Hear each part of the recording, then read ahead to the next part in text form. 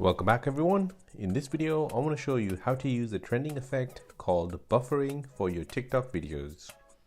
Before we begin, don't forget to subscribe to this channel if you enjoy these kind of videos and turn on bell notification. If this video helps you out, then please hit that like button and let me know in the comment section down below. Yes, this is the famous buffering screen which you see when you lose your internet connection while watching your favorite YouTuber. So let me show you how to get it. Open your TikTok app.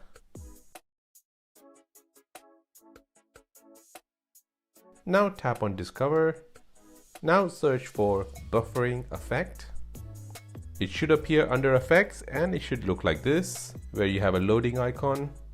Tap on it. Scroll through the examples of videos you can make using this effect. Once you're ready, tap on Try this effect. Press record and record your video. Now, when you want the buffering screen to start, you just have to tap once on the screen and the buffering image will appear.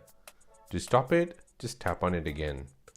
After you're done, add your text and then post it on TikTok. And there you go, that is how to use a trending effect called buffering on TikTok. My name is Karthik and you're watching The Simple Dad. Thanks for watching, see you in the next one.